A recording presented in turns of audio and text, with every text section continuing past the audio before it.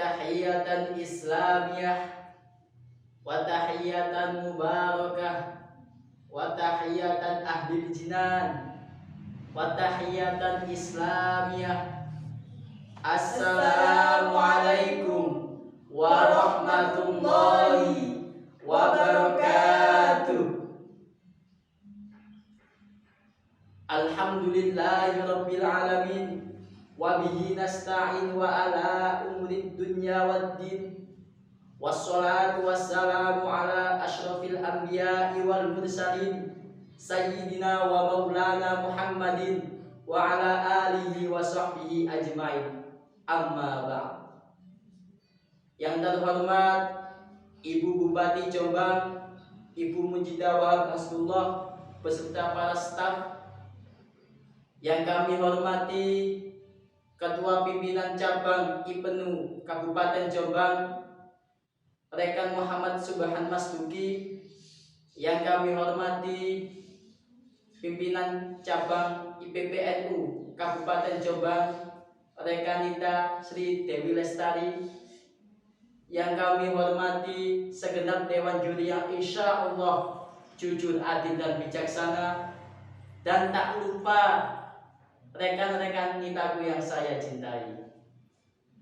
Pertama dan paling utama, marilah kita panjatkan puji syukur atas kehadiran Allah Subhanahu wa Ta'ala yang mana memberikan kita jutaan hingga miliaran rahmat dan karunia-Nya kepada kita, dari nikmat hidup hingga Islam wal iman, sehingga kita semua bisa bermuajah di dalam majlis yang insya Allah mubarakah ini. Amin amin ya rabbal alamin. Yang kedua kalinya, salawat beribu salam tetap tercurah limpahkan kepada Baginda Agung Sayyidul Anbiya wal Mursalin, pemilik syafaatul uzza yaumaddin, yang cintanya kepada umatnya melebihi cintanya kepada keluarganya. Nah, yakni Habibuna Muhammad sallallahu alaihi wasallam. Allahumma sholli ala sayyidina Muhammad, yang mana tetap membimbing kita dari jalan kegelapan menuju jalan yang terang benderang, yakni ad-dinul Islam. Hadirin yang dirahmati oleh Allah, derasnya arus perputaran zaman mengakibatkan dampak positif dan dampak negatif dalam perkembangan moralitas anak bangsa.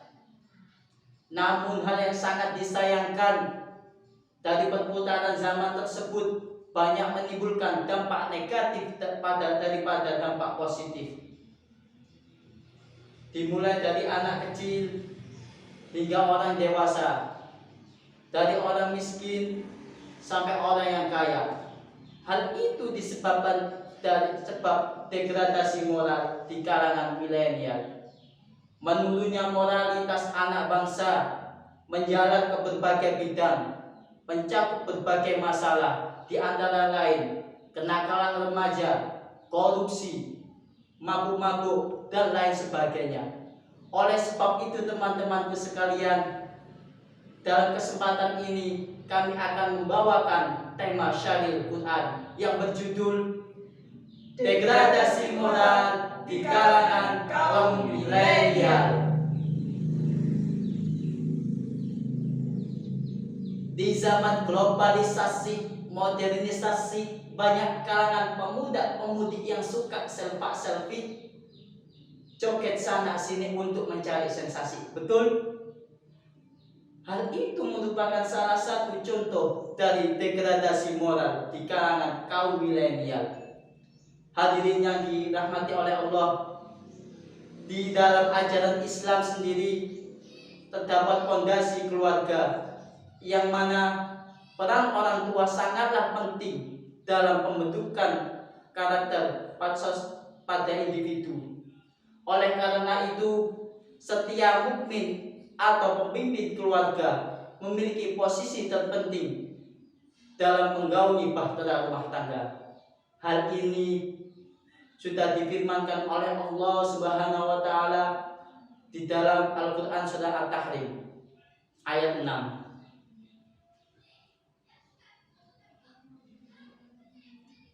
A'udzu billahi minasy syaithanir rajim.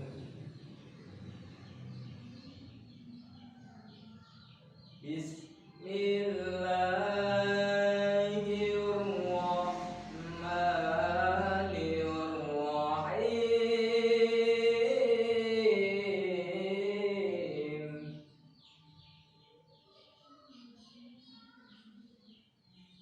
Ya ayyuhalladzina amanu qu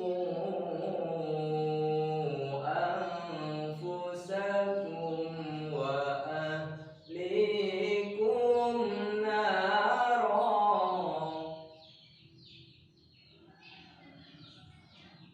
wa ahlikum naran waquduha an-nasu wal hijaratu 'alaiha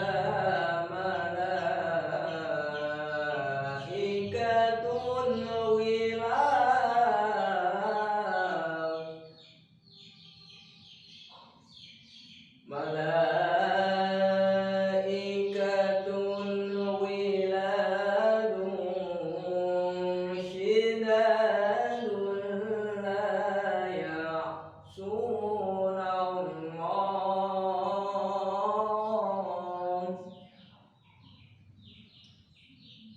la ya'suna Allah ma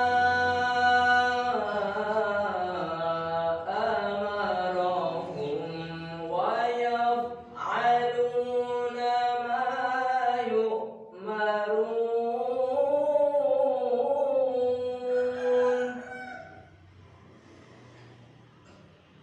Hai orang-orang yang beriman, peliharalah dirimu dan keluargamu dari api neraka yang bahan bakarnya adalah manusia dan batu. Penjaga-penjaganya malaikat yang kasar lagi kejam dan tidak berdurhakai terhadap apa yang diperintahkan kepadanya, dan selalu mengerjakan apa yang diperintahkan. Dari ayat tersebut bisa kita ambil hikmah bahwasannya peran orang tua sangatlah penting dalam proses pembentukan karakter pada individu. Begitu pula peran orang tua sangatlah penting pada pendidikan dasar bagi anak. Hal itu peran orang tua juga penting sebab banyak masalah di dalam anak-anak. Kurangnya perhatian orang tua menyebabkan rusaknya moral pada anak.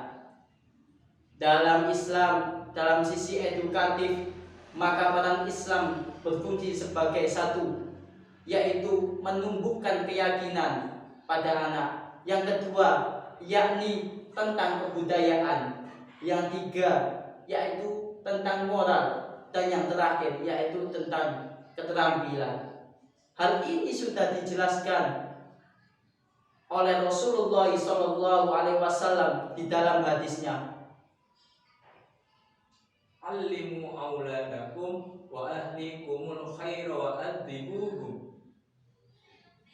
Ajarkanlah kebaikan kepada anak-anakmu dan keluarga kamu, dan didiklah mereka. Dari hadis tersebut bisa kita ambil hikmahnya bahwasanya Islam sendiri sangat menjunjung tinggi pendidikan. Islam sendiri sangat memperhatikan pendidikan. Bahkan Islam sendiri menjamin keamanan, keselamatan bagi kaum Islam dengan adanya pendidikan cikal bakal anak usia dini. Dalam hal ini, cikal bakal anak usia dini dimulai dari peran orang tua, yakni di dalam suatu keluarga. Oleh sebab itu, bagi seorang muslim seyogyanya kita harus mengajak kepada sanad keluarga yang lebih utama, kemudian mengajak kepada masyarakat untuk melaksanakan sholat 5 waktu, supaya hati kita terpupuk menjadi jiwa yang mutmainnah, jiwa yang selalu dekat dengan Allah Subhanahu wa Ta'ala, sehingga jika kita menerima pesan-pesan kebaikan dari orang lain, maka hati kita juga terpupuk dengan adanya suatu dorongan yang baik. Hal ini sudah dijelaskan oleh Allah Subhanahu wa Ta'ala di dalam Quran surat Toha ayat 132.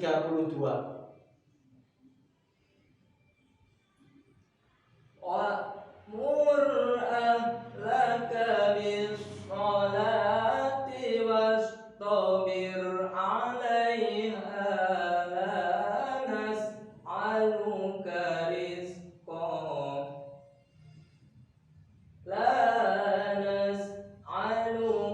rizqan nahnu narzuquka wal 'aqibatu lit-taqwa. Dan perintahkanlah kepada keluargamu mendirikan sholat, dan bersabarlah kamu dalam mengerjakannya. Kami tidak meminta rizki kepadamu, kami yang memberi rizki kepadamu. Dan akibat yang baik itu adalah bagi orang yang bertakwa. Dari ayat ini bisa kita simpulkan tentang Syahril Quran ini, bahwasanya degradasi moral di kalangan kaum milenial ini disebabkan karena satu, kurangnya pemahaman dasar dalam proses pendidikan, dan kedua, kurangnya pendidikan anak dari usia dini. Oleh sebab itu, di sini akan membawakan solusi, yakni satu, selalu taatlah kita sebagai santri dan sebagai pemuda-pemudi, selalu taatlah kepada Allah Subhanahu wa Ta'ala, menjalankan perintahnya dan menjauhi larangannya. Yang kedua, kita sebagai umat muslim haruslah mengajak orang-orang sekitar kita untuk berbuat baik, untuk mencari ridha Allah Subhanahu wa Ta'ala. Yang ketiga, kita haruslah berpedoman kepada Al-Quran dan Sunnah.